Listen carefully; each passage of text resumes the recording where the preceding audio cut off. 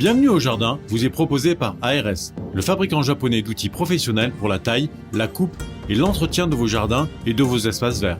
Vous avez besoin d'un avis, d'un conseil? Consultez-nous sur notre site www.ars-france.fr. Votre programme avec promessedefleurs.com. Promessedefleurs.com, pépinière en ligne, conseils et idées pour le jardin et le potager.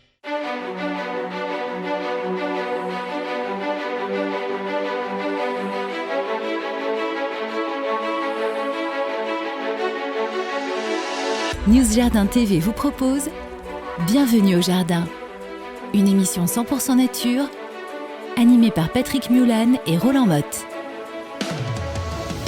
Bonjour à tous. Nous sommes le samedi 27 novembre, c'est notre 33e émission et c'est aussi le 331e jour de l'année.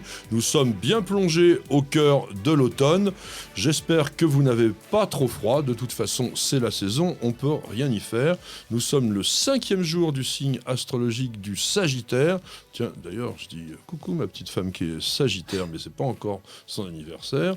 Et puis le 7e jour du mois de Frimaire, et oui, je disais, il commence à faire un petit peu froid, dans le calendrier républicain français, on va y revenir tout de suite. En tous les cas, bienvenue au jardin, bienvenue ici dans notre émission, et bienvenue à Roland Motte. Bonjour Roland. Bonjour à tous, bonjour Patrick, j'espère que vous allez bien, mais ça c'est déjà dit, donc tout va bien. En forme ? Oui, en forme, en pleine forme. Eh bien, il va falloir, parce qu'aujourd'hui c'est le jour du chou-fleur. Wow. Le chou-fleur. Je sais pas où tu vas chercher ces jours là où c'est bestiaux, mais là, bon, ça tombe bien, c'est le C'est chou-fleur. pas moi qui viens les chercher, c'est dans le calendrier républicain français. Il y a toujours, ou presque toujours, une plante, parfois un outil, parfois un animal, qui est associé à chaque jour de l'année. Ah oui, donc on prend celui-là. C'est pour ça que je vous raconte qu'on est le 7e jour du mois de Frimaire. Sans ça, on s'en fiche complètement. Donc l'important, c'est pour qu'on puisse vous parler de ce fameux chou-fleur.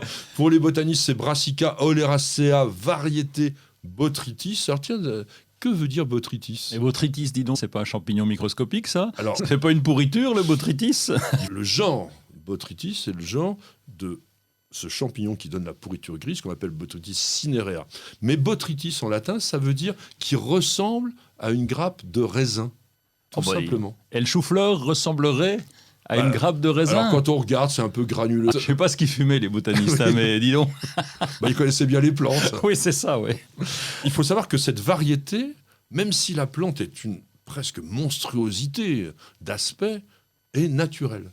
C'est quelque chose qui existe depuis extrêmement longtemps. 2 mots quand même sur ce chou-fleur. Surtout sur la culture, parce que moi, je pars de la récolte toujours. C'est un repère. Je veux récolter quand entre juin et novembre, c'est à peu près ce qu'on peut récolter, évidemment, en fonction des régions. Quand on est dans le sud, on peut récolter plus tôt, mais du coup, on sait qu'il faut à peu près 5 mois en amont pour récolter. Donc, je vais planter, je fais souvent du jeune plant et j'en ai pas mis cette année, je le regrette parce qu'avec la pluie qui est tombée, comme les choux adorent l'humidité et adorent avoir une régularité dans l'humidité. Et là, il n'y avait pas d'altise. Eh ben, il n'y avait pas d'altise du tout, mais voilà, et tout allait bien, malheureusement, bon, c'est pas fait.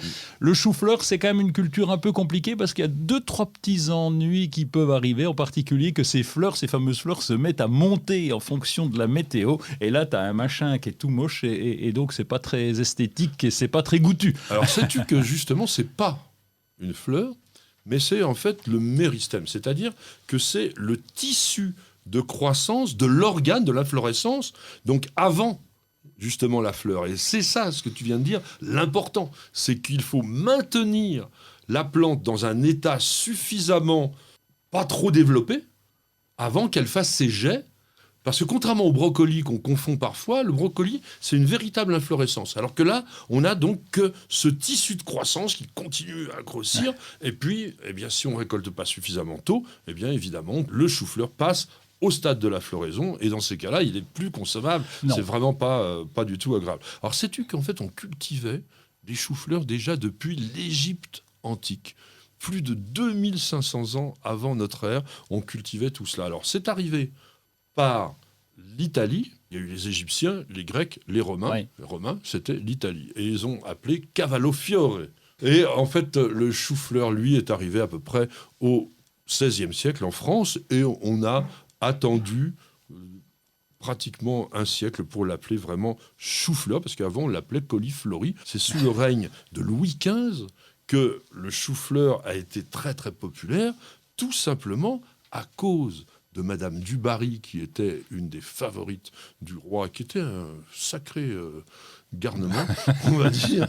Et donc, aujourd'hui, quand on vous sert une sauce ou un plat à la du Barry, ça veut tout simplement dire qu'il y a du chou-fleur. Dans le langage, si on te fait une tête en chou-fleur, Oui, avoir une tête en chou-fleur déjà, où il y a feuille de chou, mais un chou-fleur, ça veut dire une grosse tête. Non, mais oui, on te fait une grosse oui, tête. on te met une grosse tête. En chou-fleur, c'est qu'on te bourre de coups. On en parlera avec la permaculture tout à l'heure.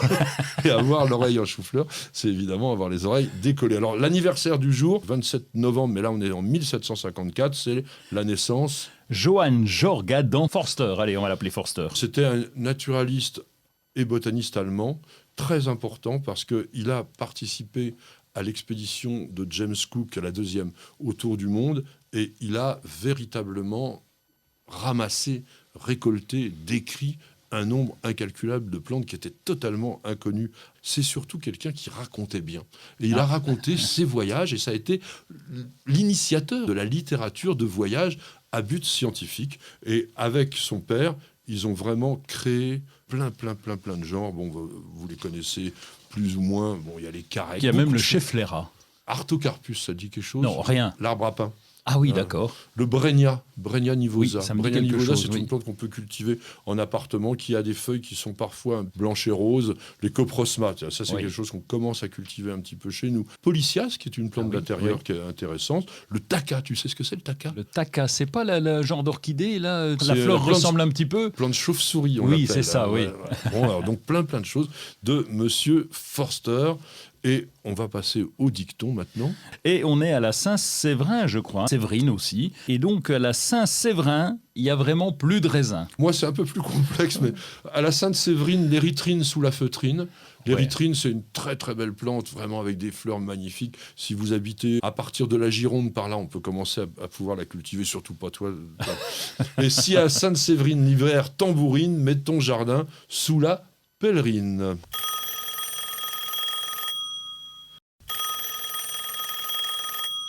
KM, qui veut dire Karine Benzema, je crois.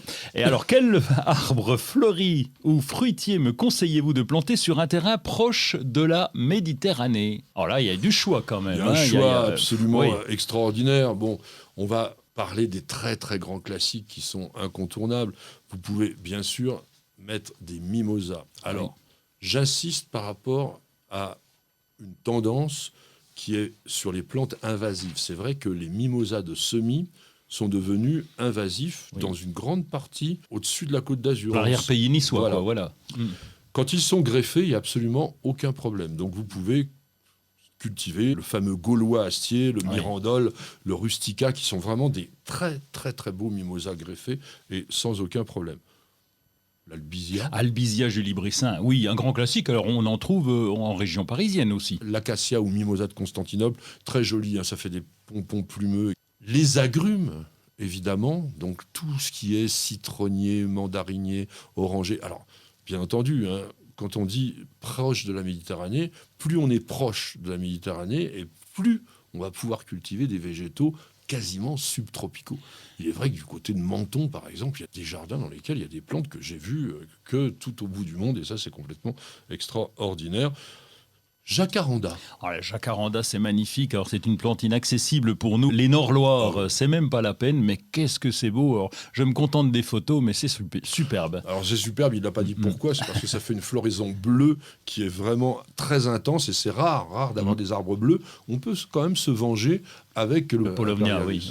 Qui tiendra chez nous, lui. Enfin, au nord de la Loire, en tout cas. Voilà. Et alors, au niveau, évidemment, fruitier, tout ce qui est amandier, abricotier, pêcher, ça ira très bien. Et puis pour terminer, un arbre qui est vraiment très élégant et intéressant, c'est le faux poivrier, le Chinus mollet. Oui, un petit arbre. Le feuillage lui-même sent vraiment le poivre. Le port est complètement retombant, c'est élégant, c'est sympathique et c'est surtout très beau.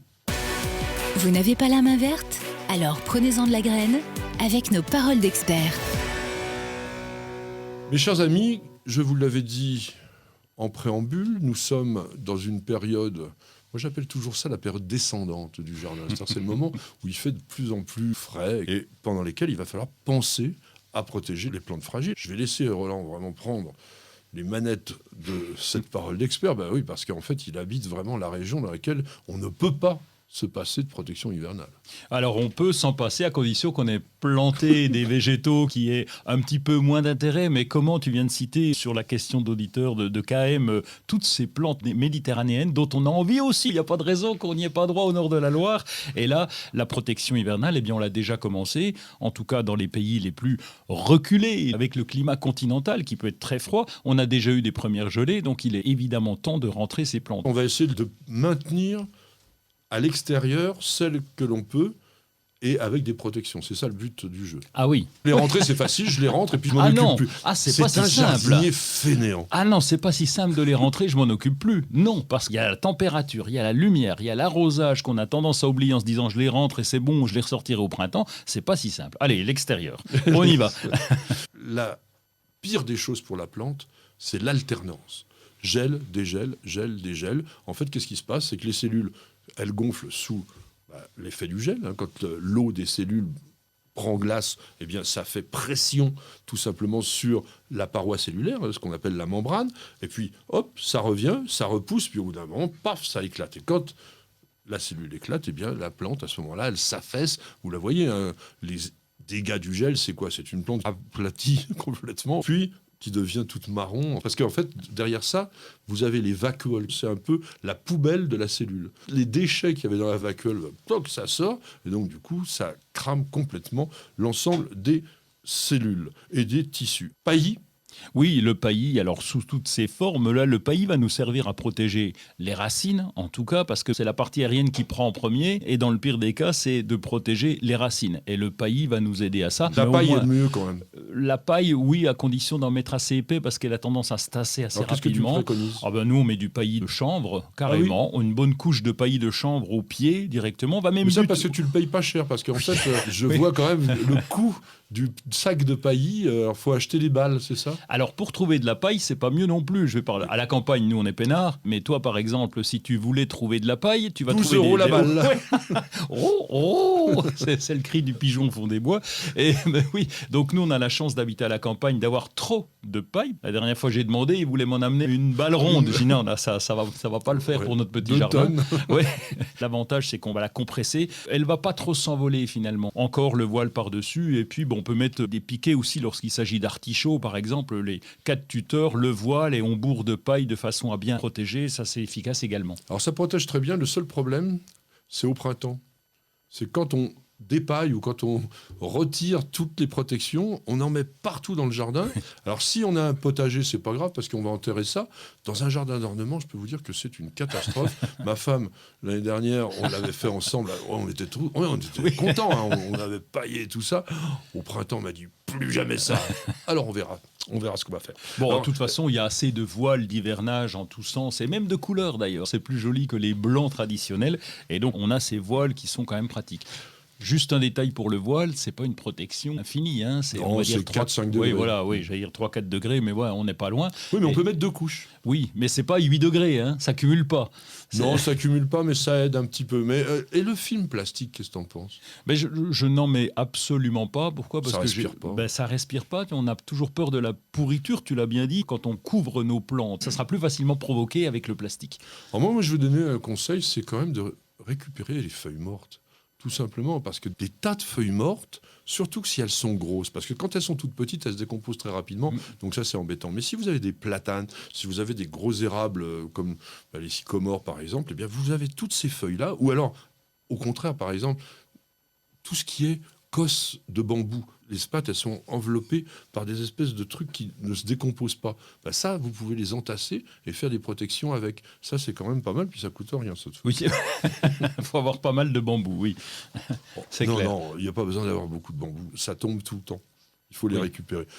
Fibres de bois, sur. Non, on a du copeau de bois, nous on s'en sert en paillage, mais on l'utilise pas vraiment en protection. La sûre peut-être, en tout cas là aussi l'avantage c'est qu'on peut en trouver à condition d'avoir une scierie à proximité, et pour ça il faut habiter dans les Vosges, sinon c'est plus compliqué. Enfin, entre autres dans les Vosges, c'est une protection qui va suffisamment aérer la plante, en tout cas les racines ou le sol pourront respirer. Alors pour terminer, je voudrais dire aux citadins qu'il y a un truc qui est tout bête pour faire des protections intéressantes au niveau des pots surtout, c'est de récupérer tous les copeaux qu'on a d'emballage en polystyrène expansé, toutes les chips que vous avez, etc. Vous le récupérez, vous mettez dans un grand sac plastique, puis vous en avez après, ça vous coûte rien. Et puis si vous n'avez pas ça, eh bien vous pouvez aussi utiliser de la tourbe blonde, parce que la tourbe blonde, ça a du mal à s'imbiber au niveau de l'humidité, donc ça va garder à la fois, ça va faire comme une couche protectrice, et ça ne sera pas humide, et ça c'est vraiment très important. Quand vous protégez des plantes en hiver, il faut plutôt qu'elles soient au sec. Bienvenue au jardin. Patrick Mulan, Roland Motte. Nous avons beau être pratiquement en hiver, c'est pas vrai, il va falloir presque attendre encore un mois, mais on a souvent l'impression d'être un peu en hiver dès qu'il n'y a plus de feuilles aux arbres, etc. Oui, ça donne cette impression-là. Eh bien, il y a quand même des actualités qui se passent dans notre jardin, ou du moins dans le monde du jardin. Roland, qu'est-ce que tu nous proposes ? Eh bien, moi, je suis allé traîner quelque temps dans le concours international du dahlia au parc floral, et il y avait 80 variétés qui ont été exposées. Il y a un dahlia qui s'appelle Alexandre Dumas. Il a la particularité d'avoir été présenté par le lycée horticole de Coutances dans la Manche, qu'on salue. Eh bien, il a eu le premier prix des journalistes et le deuxième prix du critérium du public. C'est un dahlia avec un feuillage un petit peu rouge, des tiges assez grandes parce qu'il fait 50-60 cm, et puis des fleurs simples, rouges, avec un petit cœur jaune qui est très très joli. Je comprends que le jury est craqué parce qu'il est très florifère. Par expérience, je me suis rendu compte souvent que les dahlias à fleurs simples étaient plus rustiques. Alors là, ils ne nous le disent pas, mais on peut peut-être imaginer, notamment je crois que dans la Manche, ça doit pouvoir tenir le coup, de le laisser en permanence comme une plante vivace. Je ne sais pas qui est-ce qui va le distribuer dans le commerce. Eh bien, c'est souvent le problème. Il a eu un premier prix, donc j'espère que des distributeurs vont s'intéresser à ce dahlia Alexandre Dumas. Alors moi, je vais rester dans les végétaux, puisque en fait, à cette période de l'année, il y a quand même pas mal de nouvelles variétés de roses qui sortent. Et là, je voudrais attirer votre attention sur la gamme de rosiers qui s'appelle Friendly. Ça veut dire amical, en fait, de Meillan. Je ne sais pas pourquoi on prend toujours des noms qui ne sont pas français, mais tant pis. Ce sont des rosiers paysagers buissonnants et qui ont comme avantage de ne pas nécessiter de traitement. Ce sont des rosiers qui sont quasiment sans maladie, ou du moins d'une résistance extraordinaire. Il y en a plusieurs. Au lieu d'avoir le pourpre, il y a le purple, n'est-ce pas ? Au lieu d'avoir le rose, il y a le pink.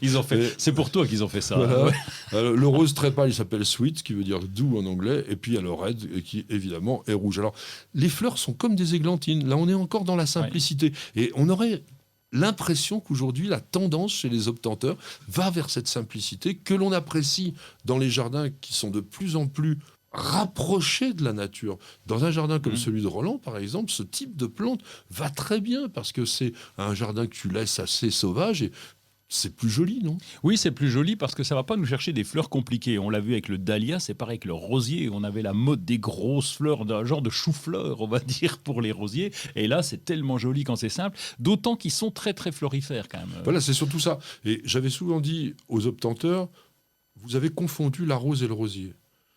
Ils nous faisaient des roses, alors, photo gros plan magnifique, on craque, mais une plante pitoyable avec une sorte de tige toute raide avec une fleur au bout, enfin ça veut rien dire. Là, on vous fait des rosiers. Donc vous les plantez, vous les mélangez avec d'autres fleurs et ça sera vraiment très joli. Idem pour le fameux dahlia Alexandre Dumas. Au niveau des coups de cœur, un petit coup de cœur, oui, parce que l'ADEME a fait un concours il n'y a pas longtemps là, pour essayer de récompenser des entreprises sur leur qualité. Donc il y a 700 dossiers qui ont été présentés, il y a 230 entreprises qui ont été accompagnées. Dedans, ça va, il y en a une de chez nous, il y avait 23 millions en jeu. Donc là, il fallait se battre pour aller chercher un peu les sous.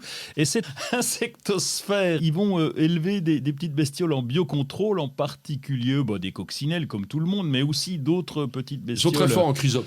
Chrysope. On les avait invités dans les toutes premières émissions, là, à l'époque où on avait un invité par téléphone, et c'était très intéressant. Et nous avons sur News Jardin TV une vidéo qu'on a fait avec des auxiliaires sur les cochenilles et qui viennent de chez Insectosphère. Et puis pour terminer, juste très très rapidement, en petit coup de cœur pour moi, le réaménagement du parc du château de Maison à Maison-Lafitte, c'est un immense domaine de 500 hectares et qui se transforme petit à petit avec, on va dire, le talent d'un paysagiste que j'aime bien qui s'appelle Louis Bennec. Et puis, ça a été commencé en juillet 2020, ça va continuer. Et il faut aller voir cet endroit-là. Et bravo à ceux qui travaillent sur le paysage. Et maintenant, vous buvez un petit café, vous restez avec nous. On a une très, très courte page de publicité.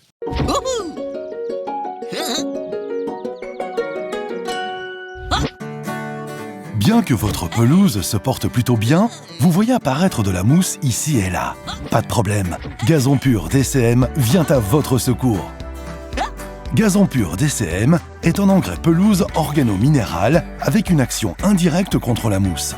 Cet engrais ne tache ni les dallages ni les pavés.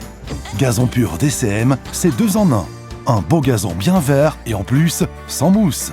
Incroyable ce qu'un mini-grain arrive à faire.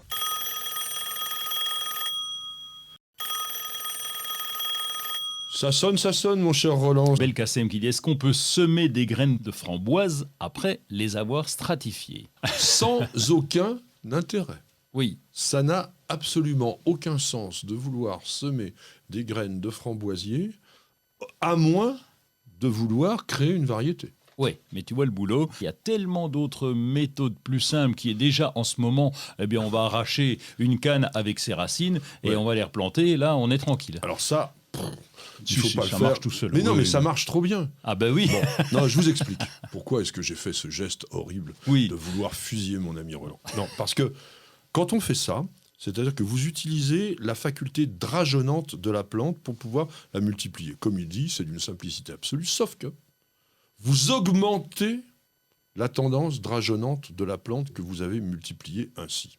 On va faire des boutures, mais évidemment, en ce moment, vous avez des cannes, c'est des bouts de bois, vous les coupez 20 cm de part et d'autre d'un œil, plouf, vous plantez ça dans le sol, ça reprend tout seul, et c'est comme ça qu'on multiplie les framboisiers. Tu le fais pas, toi? Bah si, moi j'ai fait mes racines, tout ça. Alors. J'ai un massif là depuis, de tout ce quart drageonné là, comme tu dis. Une quinzaine de jours, on récoltait encore. Très efficace. Vous pouvez faire le drageonnage, comme Roland a dit, c'est pas vous allez avoir des plantes de mauvaise qualité, mais il faut à ce moment-là être bien sûr que vous disposez de la place suffisante pour pouvoir accueillir ces plantes qui sont moches comme des poux. En saison, au printemps, au moment des premières framboises, c'est assez sympa. Ça vous fait un buisson très dense. Vous pouvez en faire d'ailleurs une haie quasiment impénétrable parce que ça n'a pas des grosses épines, mais il y en a plein partout. Donc ça pique quand même sérieusement.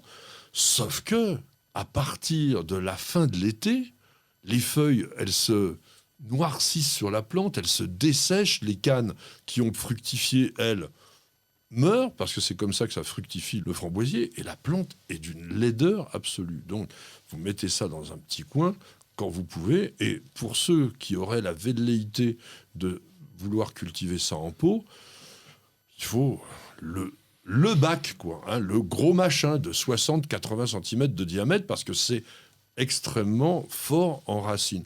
Donc les boutures. Oui, les boutures. Quelques Oui, alors conseils. un peu plus tôt quand même. Ça sera. Non, tout le temps. Non, moi j'en ai fait. Ouais, mais parce qu'encore une fois, c'est le pôle Nord chez lui, mais non. Mais dans une région normale. Bon, ou même si vous avez un petit tunnel de rien du tout, tout l'hiver, vous pouvez le faire, tout l'hiver, parce que la plante est bien outée. Toutes les boutures à bois sec, ça se fait pendant tout l'hiver. On n'est pas obligé de le faire au tout début de l'automne. Mais je les ai fait au début de l'automne et ça a bien pris. On n'est plus au début de l'automne, donc si on bah l'a non, pas on en fait, est loin, on oui. peut encore le faire. Donc il ne faut pas décourager. En tous les cas, Belkacem, nous on vous décourage totalement pour faire le semis parce que vraiment ça n'a pas d'intérêt, d'autant que vous allez obtenir des trucs dont vous ne savez strictement pas la valeur gustative. Vous allez avoir des framboises peut-être qui seront grandes comme mon ongle, on ne sait pas parce que encore une fois c'est hybridé par les insectes, etc. Donc on évite de faire ce petit problème-là. Vous cherchez la petite bête? Toutes les réponses dans le dossier de Bienvenue au Jardin.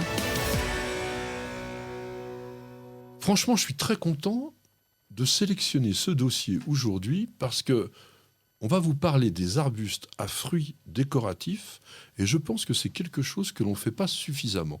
On pense toujours au feuillage, on pense toujours aux fleurs, mais les fruits, en cette saison, ça vous apporte un élément, pour certains, bien entendu, pas pour tout le monde, qui est très intéressant. Et très décoratif. Alors Voilà. intéressant pour la biodiversité parce que les oiseaux souvent vont se régaler et puis parce que c'est très joli quand tu vois un pommier couvert de givre, un petit pommier Everest avec ses toutes petites pommes couvertes de givre, c'est un spectacle magnifique. Alors on va essayer de le prendre un petit peu les uns après les autres par ordre alphabétique, de nom français, parce que bon, on va faire du latin pour ceux qui veulent, mais on va commencer par l'arbuste aux bonbons. C'est quoi l'arbuste aux bonbons? C'est le Callicarpa bodinieri. Alors, plutôt la variété profusion, qui est, comme son nom l'indique, une profusion de petits bonbons le long des tiges. Oui, alors plutôt bleu-violet, donc là c'est quand même pas fréquent non plus au jardin, et ça ressemble effectivement à des petits bonbons, et c'est très décoratif parce qu'il perd ses feuilles et il garde ses fruits qui sont vraiment surprenants. Plante facile en plus. Oui, hein, plante qui pousse partout, oui. avec quand même, il faut le dire aussi, un feuillage au moment de la chute des feuilles qui prend une très très belle couleur orangée pourprée. Plante qui n'a absolument aucun problème, à condition de le mettre quand même dans une exposition ensoleillée et de penser à lui donner 3-4 gouttes d'eau l'été. Et puis vous avez une forme qui s'appelle leucocarpa. Leuco, ça veut dire lait, et donc des fruits couleur de lait et qui sont tout simplement blancs, qui seront peut-être plus faciles à intégrer dans le cadre d'un massif que ces couleurs qui donnent presque l'impression d'être artificielles. Oui, c'est vrai. Le bleu est une couleur un peu froide, mais quand même, le blanc, c'est plus simple, c'est vrai. L'argousier. Ah, l'argousier. Hypophae rhamnoides de son nom botanique. Oui. Formidable. Formidable. Sauf que j'ai fait des boutures, j'ai pas regardé si c'était mâle ou femelle. Donc du coup, je me retrouve avec des grands machins, des grands arbres. Il n'y a pas un fruit. Ouais. Donc faites pas la même erreur que moi, essayez de prendre des femelles. Mais bon, même l'arbuste, ou plutôt l'arbrisseau, parce que ça peut faire 6-8 mètres de hauteur, peut être intéressant uniquement pour son feuillage, parce que le dessus est vert assez sombre, mat, mais le dessous a des reflets argentés. Donc c'est vraiment assez sympa. Attention, c'est épineux, voilà. Et les fleurs n'ont pas beaucoup d'intérêt, mais les fruits, on ne l'a pas dit, ce sont des baies. Elles sont oranges, ces baies, et c'est vraiment très abondant, agglutiné le long des branches, et c'est très décoratif. Et on en fait des confitures. Oui, c'est vrai. Alors, le buisson ardent, c'est-à-dire le pyracantha, c'est une des plantes les plus incontournables à ce niveau-là. Mais c'est intéressant, le pyracantha, pour deux autres choses. Fleurs. Oui, la floraison magnifique. Mais une explosion de blancheur au printemps, et puis les épines. Alors, ça peut être un inconvénient, mais quand vous voulez vraiment une plante défensive pour faire une haie impénétrable, le pyracantha, ça fait partie de ça. C'est une plante extrêmement poussante. Ça vous fait 1,50 m dans l'année sans aucun problème. Donc ça nécessite aussi d'avoir des gants et des sécateurs. Mais en ce moment, en fonction des variétés, vous en avez qui sont couverts de fruits soit rouges, soit oranges, soit jaunes. T'en cultives ? Non, lorsque j'étais dans le monde du paysage et je travaillais quand j'étais tout jeune et on s'est tapé des haies à tailler, mais c'est une horreur. Ah bah parce que ça pique. Ah bah oui, puis quand t'es le petit jeune, on te demande de ramasser les déchets. Donc là, t'as intérêt à avoir des gants, donc c'est vrai que ça calme. On va aller rapidement sur celui-là, la clématite des haies. C'est vrai que ça fait des fructifications vaporeuses. Elles sont comme des cheveux. Mélanger ça dans une haie, ça peut être vraiment très sympa. Alors attention, il y a des gens qui ont quand même une réaction thermique. Ça peut vous faire une espèce d'enflure, mais c'est pas grave en soi. Cotonéaster, ça on ne peut pas passer à côté. Oui, c'est un grand classique. On connaissait l'horizontalis parce qu'il fait 60-70 cm de haut, il va se répandre. Les boules rouges sont magnifiques en ce moment, mais le feuillage aussi est très joli. Il est quasiment rouge. Et puis des cotonéaster, on en a pas mal, en particulier le d'Amérique est tapissant. On peut marcher dessus. Ouais. Ah oui, c'est vraiment très joli. Et puis après, en buisson, vous avez Franchetti et Lacteus qui se ressemblent un petit peu. Et si vous en voulez un beaucoup plus grand, vous avez Salicifolia à feuilles de saule. Et tous sont aussi fructifères les uns que les autres. Là, on est dans la couleur totalement rouge. On va passer à l'épine vinette, c'est-à-dire pour les botanistes au berbéris, qui sont des plantes extrêmement variables. Elles. En fonction des espèces, on va avoir des fruits de couleurs très différentes. Certains sont même bleutés au départ, et puis rougissent, d'autres qui sont carrément rouges, il y en a qui sont roses. Donc c'est vraiment intéressant, et tu vas me dire, il y en a qui sont comestibles. Oui, il y en a qui sont comestibles, oui, bien sûr. On a le berbéris traditionnel. Vulgaris. Vulgaris, voilà, donc qu'on a planté au jardin, qui est parfait, qui fait des petites baies. Et puis, il y en a des très décoratifs. Quand je pense à Julianae, qui a des petites feuilles magnifiques, avec un fruit un petit peu sombre, là, qui est vraiment très joli.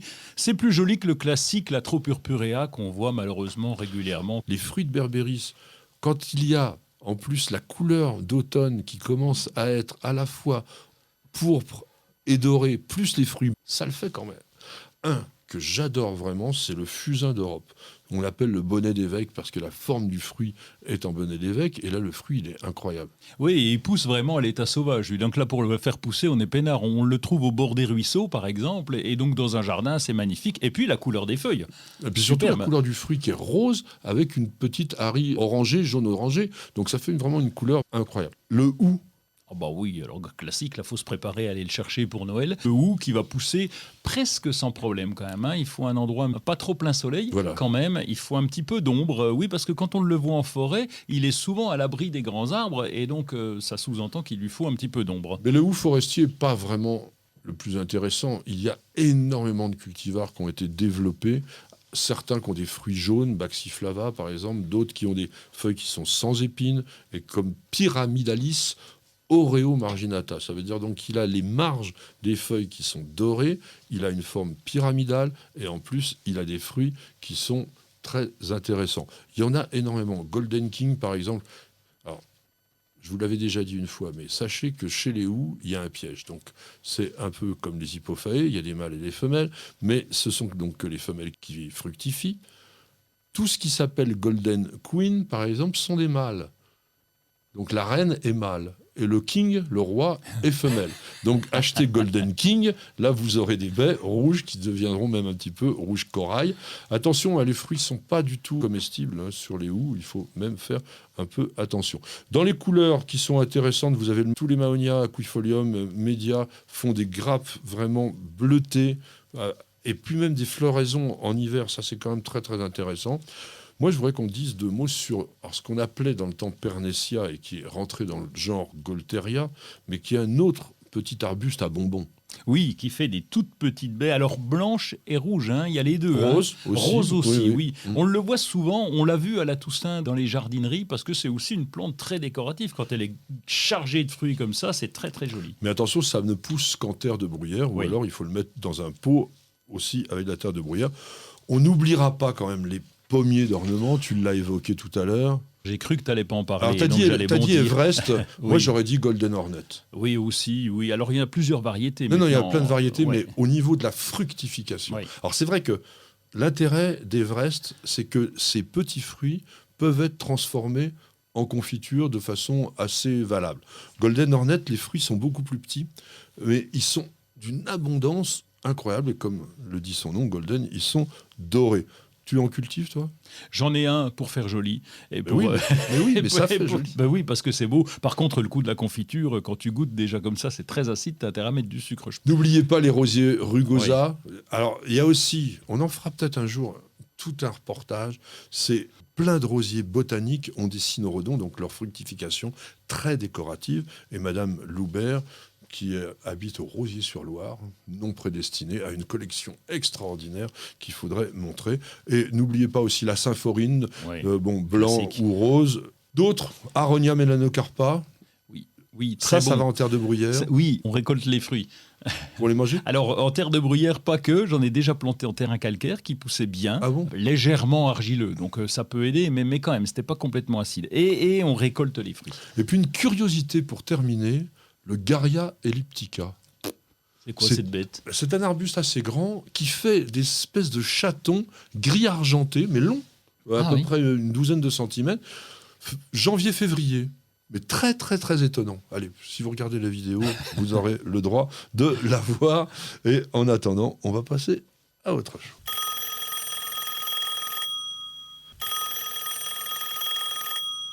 Françoise au téléphone, j'ai sur quasiment chaque feuille de mon figuier en été un petit ver qui tisse sa toile. Que faire, s'il vous plaît, mon cher Patrick?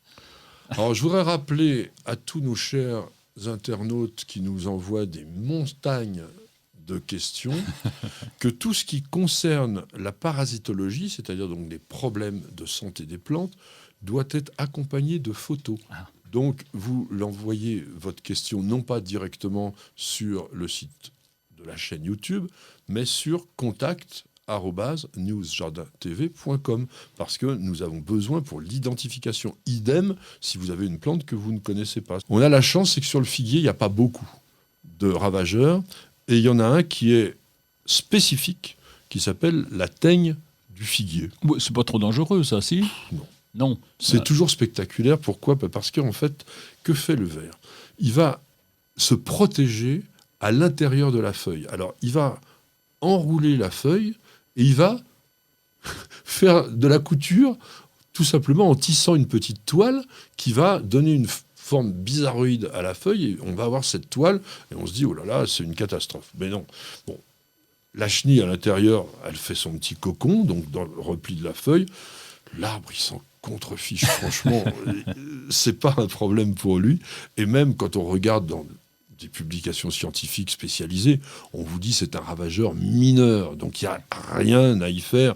Si vraiment vous voulez, vous pouvez mettre un petit peu de Bacillus thuringiensis, puisque c'est efficace contre les chenilles et que c'est accepté en culture biologique. Mais franchement, les petits dégâts que vous voyez en juin-juillet, n'oubliez pas aussi une chose, c'est que le monde de la nature, après ça je pense que ça va faire plaisir à Roland, est fabriqué de telle façon que tout s'empile. C'est-à-dire que cette fameuse teigne, elle a des prédateurs qui vont s'en nourrir et qui eux-mêmes seront certainement mangés par d'autres prédateurs plus gros. Donc elle joue un rôle quand même dans l'ensemble de l'équilibre écologique, et avoir une envie d'éradication, ça n'a franchement pas vraiment d'intérêt. Tu as tout dit, parce que c'est vrai qu'on a tendance à vouloir éradiquer. Ce mot-là n'existe pas en jardinage au naturel. On accompagne. On accompagne, et maintenant on va s'accompagner de quelques petits messages publicitaires très très courts, et puis on se retrouve tout de suite.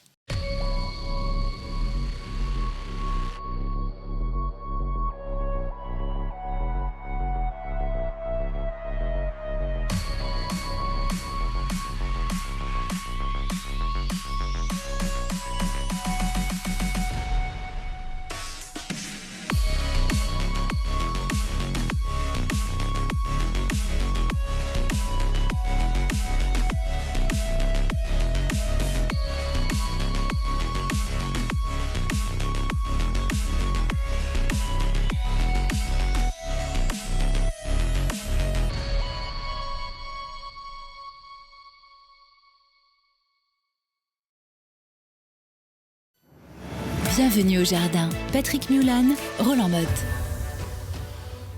Mes chers amis, je sais que Roland n'aime pas qu'on dise cela, mais je vais te faire bosser quand même si au jardin, tu prends beaucoup de plaisir. Mais plus on avance quand même en saison vers l'hiver, et plus c'est un peu du travail quand même, un peu des tâches quand même, non ? Non, j'aime bien. Surtout en ce moment, c'est qu'il va y avoir de l'élagage. J'adore ça. Ah oui ? C'est mon passé de bûcheron qui fait ça. Oui, ça doit être ouais. ça. Je fais tout de suite une aparté. À moins d'être expert comme Roland, d'être aussi en très bonne forme physique, d'être assez souple, etc., vous faites appel à un professionnel sur l'élagage. Et il faut les choisir bien, parce qu'il y a des massacreurs et il y a des élagueurs. Mais quand on doit monter à l'intérieur d'un grand arbre pour couper des branches, etc., franchement, c'est pas la possibilité pour n'importe qui. D'une part, d'autre part, même si on connaît, j'ai toujours mon pantalon, tu sais, avec la protection, avec des filaments à l'intérieur, qui est une protection indispensable pour les jambes au cas où. Alors attention, hein, ça, dès qu'on utilise une tronçonneuse, c'est indispensable. Oui, même électrique. Quand je pense qu'on s'est embêté pendant des années avec des tronçonneuses lourdes à démarrer, etc., sur le petit travail que nous avons à faire au jardin, c'est largement suffisant. Le guide fait quoi, 15 cm, je crois, 15-20 cm. Ah, c'est une toute petite. Oui, c'est une petite, et la batterie dure 25 minutes. Ah oui. Et donc, avec 2 batteries. On a fait un essai d'une un peu plus sérieuse. Mais c'est la même chose. C'est-à-dire que l'avantage, c'est le démarrage. Parce que n'importe quelle tronçonneuse à essence, c'est une galère. Il faut mettre quand même le carburant, pas que ça déborde complètement parce qu'on ne sait jamais combien on en met, etc. Là, vous mettez la batterie, vous appuyez, et c'est parti. Ça, c'est quand même formidable. Mais bon, là, on n'est pas fait dans cette rubrique pour parler trop du matériel. L'idée, c'est comment on va l'utiliser. La période du petit élagage, parce que là, je ne vais pas rentrer dans le grand élagage, et je suis de ton avis, lorsqu'on a une branche qui est quand même un peu trop haute, moi je monte rarement à l'échelle, mais même sur des petits fruitiers, on a quelques branches qui vont nous gêner, et puis ça pousse. Alors il n'y a pas que la tronçonneuse, il y a aussi les chenilles noires. C'est ce qu'on fait en ce moment, les feuilles sont tombées, on voit clair, et puis on peut se faire, on va dire, cet élagage de nettoyage qui va nous permettre de broyer ensuite pour récupérer le BRF. Voilà, alors là on n'est plus sur du vrai BRF puisqu'il n'y a pas de feuilles. Non. On va avoir surtout du bois, donc on va avoir surtout du carbone, mais c'est intéressant de mélanger le carbone, par exemple, avec les feuilles tombes de gazon, par exemple. Donc on mélange carbone et azote de façon à faire un bon compost, ou alors tous les trognons de pommes, les trucs comme ça, tout ça, ça c'est plutôt de l'azote. Le BRF, c'est le bois rémial fragmenté, ça se fait plutôt au printemps, puisqu'il faut que vous ayez l'ensemble. et avec plutôt les bourgeons. Les bourgeons sont très importants dans la qualité du BRF. Donc quand vous taillez des haies, par exemple, là vous faites du vrai BRF. Quand on fait de l'élagage, on fait plutôt du broyage. Et ça aussi, il nous montrera ton broyeur. Là, on veut le voir aussi. Oui. Vous avez des arbres régulièrement à tailler, des haies, etc. Il faut un broyeur, c'est indispensable aujourd'hui. Alors on plante en ce moment quand même. Oui, on plante, on est en plein dedans. Et puis là, il y a du choix dans les jardineries, donc on peut y aller. Là, je me suis planté un petit pommier nain. La serre, gros boulot en serre. Alors là, cette année, je me suis trouvé un petit chauffage soufflant à 5 degrés. On a mis de la mâche, bien sûr. J'ai remis de l'oignon, puisque d'habitude, nous, on les plante au printemps. Donc j'ai mis des salades frisées. Et puis, j'ai planté du yuzu aussi. J'avais de la place entre mon mandarinier et mon citronnier. J'ai mis en un yuzu. Oui, en pleine terre, dans la serre. On sera au minimum à 5 degrés. Ouais. Donc, a priori, ça devrait tenir. Oui. Le yuzu, c'est moins 10 habituellement. Donc, c'est là, ce ça qu'on va dit. le faire. T'as une vigne? Oui, ça y est. La coupe un peu plus sévère parce qu'elle est contre la serre. Mais tu fais déjà la taille de la vigne? Ah, un petit peu, oui, je nettoie. La taille de fructification non, un peu pas plus tard. encore. Oui, je la même. ferai au mois de janvier-février, mais là, c'est déjà nettoyé parce qu'il y en a un peu partout. Ça prend de la place. Mesdames, messieurs, il n'a pas que des plantes comestibles, mais il a aussi des cactus pour Noël. Oui, je le regrette de ne pas avoir que des plantes comestibles, mais le cactus de Noël, oui, on va en prendre soin parce que là, il commence à avoir ses petits boutons et donc on va essayer de regarder où on va le placer. Emplacement définitif. Une année, je l'avais bougé comme ça. On dit, c'est beau, on va le mettre sur la table, tu parles. Et souvent, ça fait tomber la floraison. Et puis, c'est le moment d'y mettre un petit coup d'engrais. N'oubliez pas, ce sont des cactus épiphytes. Ça demande plus d'arrosage que la plupart des cactus. Et je pense que si tu as des chutes de fleurs, c'est parce que tu les arroses pas suffisamment. On nettoie, on range les outils parce qu'il y en a certains qui sont plus très utiles en ce moment. Nettoyage quand même du potager, une fois que vous avez quand même tout récolté. C'était aussi, pourquoi pas, de la paille ou des feuilles partout si vous voulez. On peut frotter aussi les écorces des arbres quand il y a trop de lichen et de mousse. Ça peut être intéressant de les débarrasser. Dans les massifs, il y a nettoyage. C'est vraiment la période où on a envie que ça soit un tout petit peu plus net, un peu moins le bazar. Mais si vous avez des ombellifères, gardez-les. Parce que quand ça gèle, c'est d'une beauté totale. On dirait des bijoux sur tige. Ça, il faut garder un petit peu de vieilles fleurs comme ça qui sont fanées mais qui sont belles. À la maison, ce qui est très important, c'est de rapprocher les plantes des fenêtres. Je vous ai toujours dit, on a à l'intérieur de la maison une diminution de la luminosité qui s'accroît avec le carré de la distance. Ça veut dire qu'à 3 mètres, vous avez 9 fois moins de lumière que devant. Donc il faut vraiment mettre plus les plantes devant, et puis en plus c'est l'endroit un peu le plus frais, donc ça leur fera pas mal. Et puis en ce moment on cultive les amaryllis, c'est quand même le bon moment, et attention aux cochenilles. Et dernière chose, la plus importante, Aïe, j'écoute. ne jardinez surtout pas entre 13h et 19h le vendredi 3, car il y a un nœud lunaire descendant, mais ça vous avez le droit d'y croire ou pas.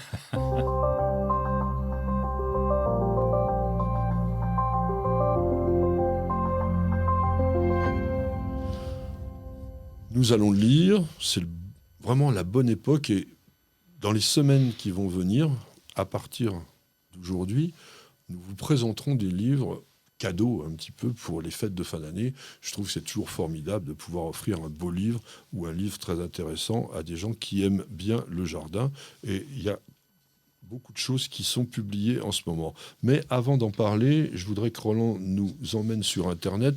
Il a découvert un site assez rigolo de petites annonces SOS Jardin. Puis SOS voisins aussi, en disant les voisins ont des capacités, pourquoi ne pas en profiter? Ça s'appelle kiwiz.fr, Kiwiiz.fr.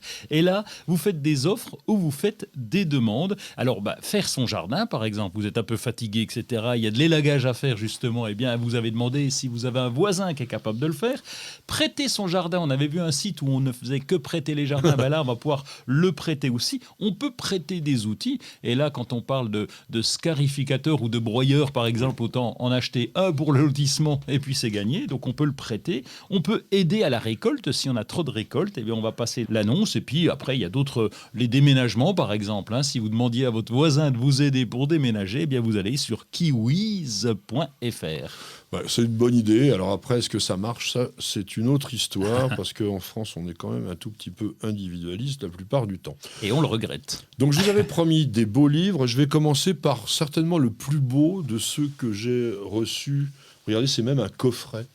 Il faut sortir le livre de ce coffret, ça s'appelle Feuillage. C'est pas vraiment sur les feuilles, mais c'est sur les feuilles de façon indirecte. C'est-à-dire que c'est un livre d'art.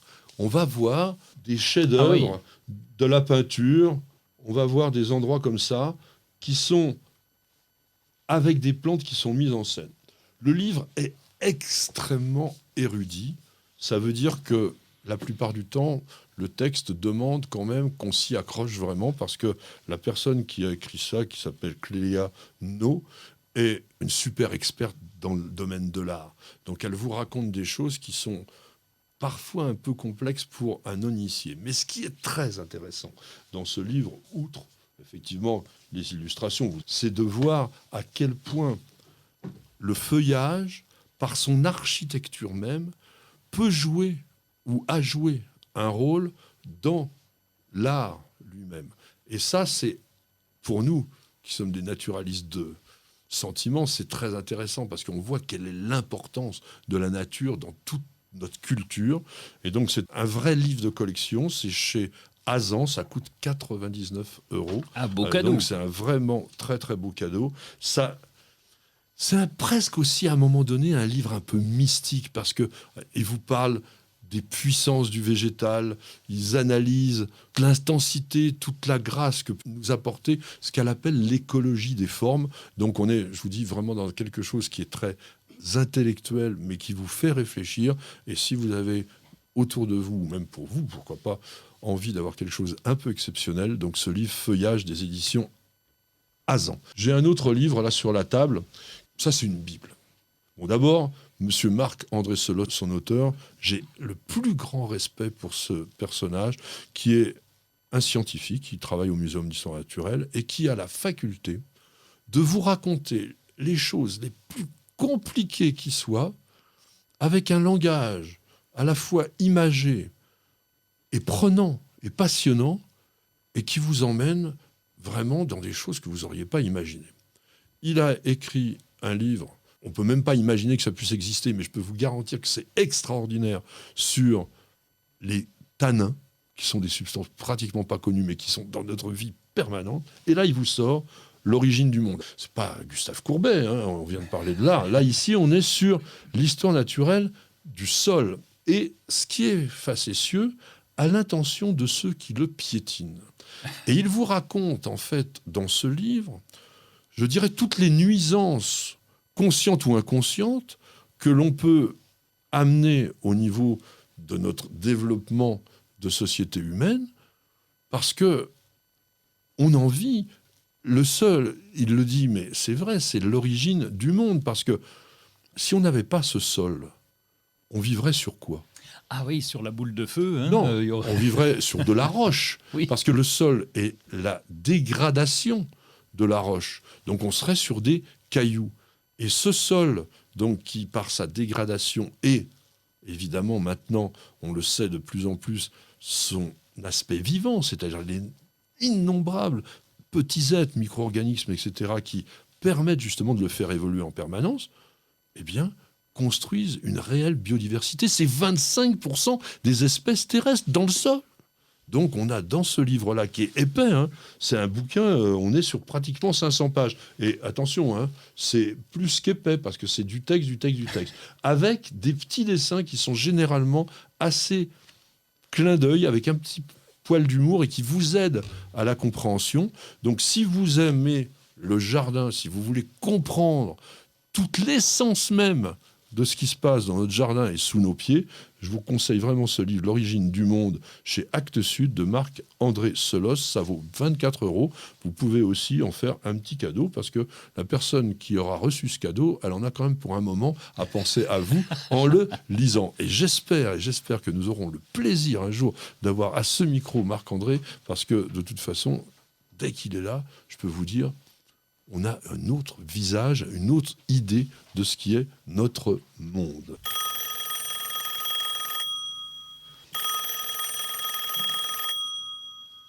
Allô Armel. Armel qui nous demande qu'est-ce exactement que le guano, comment l'utiliser au jardin et pourquoi est-il si difficile d'en trouver aujourd'hui ? Le guano, c'est du caca d'oiseau ou de chauve-souris. Oui, c'est joliment dit. Oui, mais pas de n'importe quel oiseau. Ah, le goéland, non, c'est pas une bestiole comme Le ça. goéland, c'est pas lui le meilleur, c'est plutôt des cormorans. Cormorans, enfin, voilà. Ce sont donc des oiseaux marins. Mais ça, c'est pas innocent.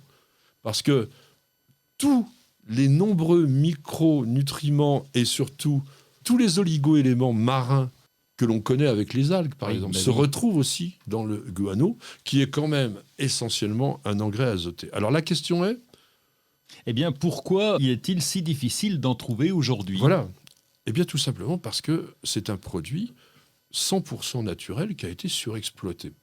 Ça nous amène quand même une réflexion très importante. Nous sommes actuellement dans une sorte de mise en avant, de façon extrême, de tout ce qui est naturel. Du moment que c'est naturel, c'est bien, etc. Sans doute.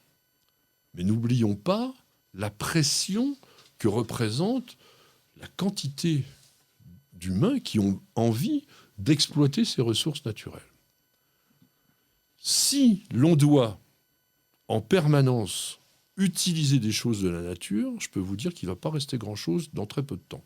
Donc il est toujours important de penser à trouver les substances les plus utiles dans la nature et ensuite, derrière, de savoir comment soit les fabriquer, soit les synthétiser. Pour le guano, par exemple, qui a été l'engrais du 19e siècle, qui a conduit même à une guerre. Il y a eu la guerre du guano. Et oui, parce que c'était le Pérou qui, sur certaines îles, était le maître du guano. Il y a eu des fortunes extraordinaires. La famille Dreyfus, en France notamment, s'est enrichie avec le guano. Et il y a eu, évidemment, comme toujours, des velléités de se dire, oui, mais pourquoi eux, pas moi ? Et notamment, les Britanniques ont essayé d'aller prendre les îles. Ça s'est calmé, ça s'est bien fait, sauf que on a surexploité.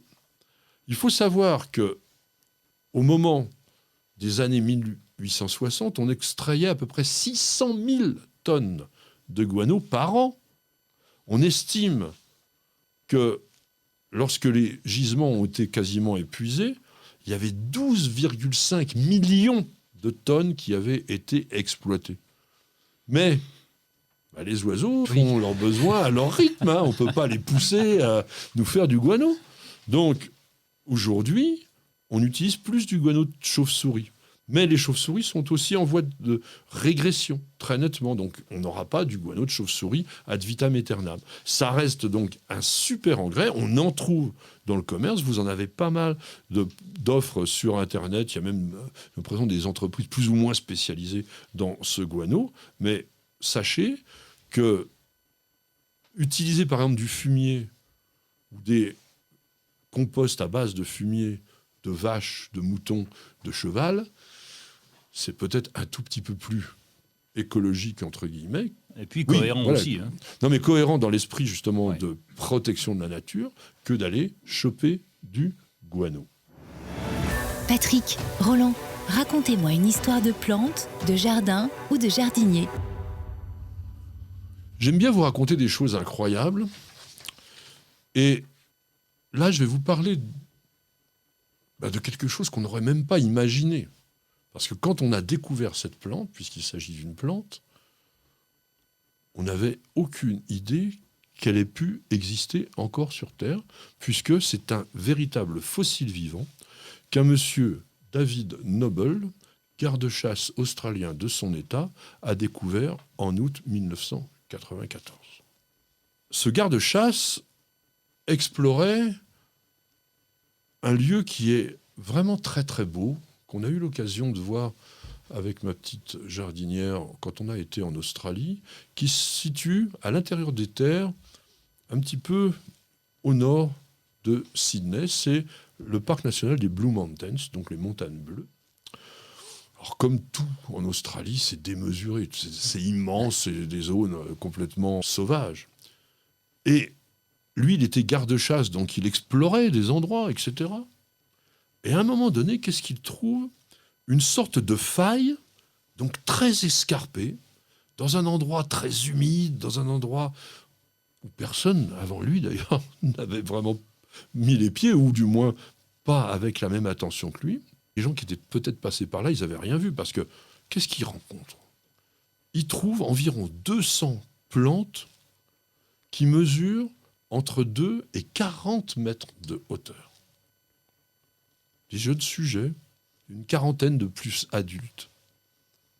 Ils regardent ça, ils se disent c'est bizarre, j'ai jamais vu ça.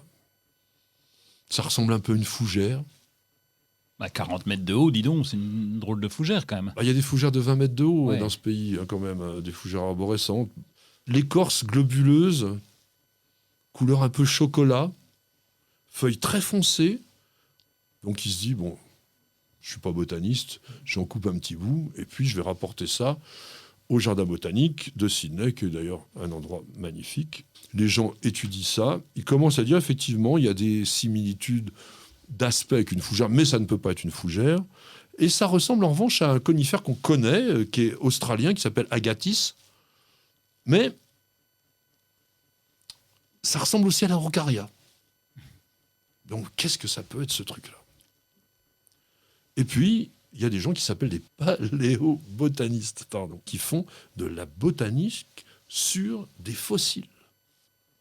Ils disent, c'est quand même très très bizarre, ça ressemble à une araucariacée de l'ère tertiaire, c'est-à-dire donc préhistorique, qui s'appelait Diluinites et qui a complètement disparu. Et pourquoi ils disent ça? Parce qu'ils examinent le pollen. Et aujourd'hui, on sait que le pollen est quelque chose qui permet d'avoir bien la filiation avec les plantes. Ils regardent, et ils se rendent compte, en prenant même de l'ADN, que ces plantes-là, elles ressemblaient à rien de connu aujourd'hui.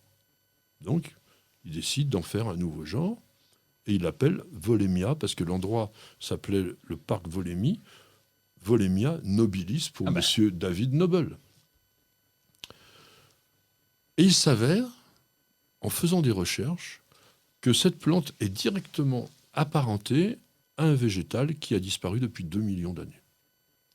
Et chose encore plus extraordinaire, c'est que les analyses ADN donc, de cette population montrent que ce sont les mêmes plantes.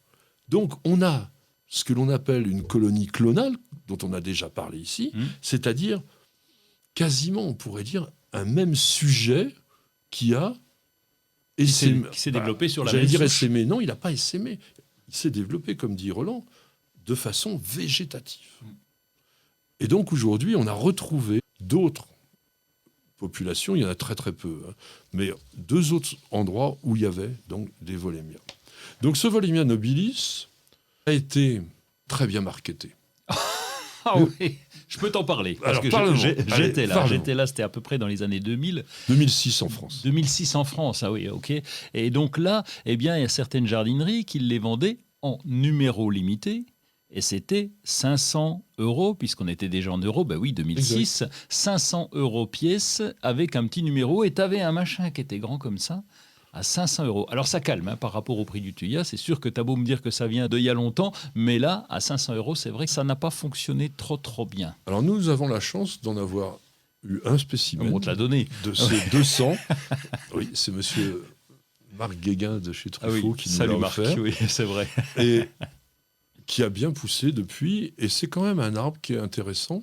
Il n'est pas en pleine terre, on l'a mis dans un grand bac, mais il a eu 2 fois des hivers à -12. Il n'a pas bougé. Mais c'est la limite quand même, non? Je ne peux pas le dire, parce qu'on n'a Ouais, pas vu de ouais. dégâts par rapport à l'hiver. On a plus de dégâts sur les étés très chauds. Les canicules, par exemple, il n'aime pas du tout, parce qu'il habite dans un endroit où d'habitude il y a énormément d'humidité, etc. Ce qui est intéressant, c'est que ça rejette bien du pied ou sur le côté, donc ça finit par faire un arbre qui est assez intéressant, donc, qui ressemble à un conifère, bien entendu. Pourquoi il coûtait si cher, d'ailleurs? Il faut bien le dire. Parce que ces premiers échantillons étaient tous issus de la population de base que M. David Noble avait trouvé. Donc on avait, entre guillemets, les Volémias authentiques. Avec Bon, le certificat. avec, Ouais. oui, on a. Et avec la vidéo, parce qu'il faut quand même savoir qu'il a fallu, pour aller chercher les graines de ces Volémias, utiliser des hélicoptères, tellement l'endroit est inaccessible, puisque c'est une crevasse comme ça. Donc, ils ont fait venir les botanistes en hélicoptère, qui sont descendus le long du mont Filin pour pouvoir aller sur l'extrémité, parce que ces volémias, ils sont malins, les fruits sont là-haut. Donc il a fallu, par le haut, aller chercher les graines. Bon. Aujourd'hui, on trouve des volémias à des prix plus raisonnables, un peu plus, mais ça reste quand même dans les 100 €, ça va être difficile, 100, 120, 130, 140. Et vous n'aurez pas des grandes plantes. Ça pousse relativement vite. Alors, attention, pH très acide, donc il faut vraiment le mettre en terre de bruyère. Et dans un endroit plutôt quand même, nous on essaye de le mettre à l'abri des vents dominants. Mais je voulais vous raconter ça parce que ça montre quoi ? Ça montre que notre connaissance de la nature reste encore relativement limitée, qu'il y a toujours des choses extraordinaires à découvrir, et que si vous avez une âme d'aventurier, eh bien peut-être qu'un jour ou l'autre, vous découvrirez l'arbre qui portera votre nom. Et c'est comme ça qu'on va terminer notre émission. J'espère que vous avez passé un bon moment en notre compagnie. Je remercie nos techniciens. Nous avions Stéphane aux manettes pour nous faire un son impeccable. Miguel qui est très très attentif derrière toutes ces caméras pour nous faire la vidéo. Il s'est pas endormi encore, tiens, aujourd'hui. Non, il n'est pas encore endormi. Et puis, il y avait Nicole qui est très sérieuse, là, qui est en train de faire des SMS parce que faut continuer à travailler. Elle fait ses cadeaux de Noël. Perle, vous l'entendrez jamais parce que c'est le plus mignon de petit chien et c'est notre mascotte. Et puis Roland, on te retrouve non seulement très bientôt avec tout. Ah bah oui, la semaine prochaine. Oui, on va faire et comme puis ça. sur tous les sites internet. Et n'oubliez surtout pas de regarder les vidéos de News Jardin TV. Il y en a pour tous les goûts. Et on vous dit à la semaine prochaine et bienvenue au jardin.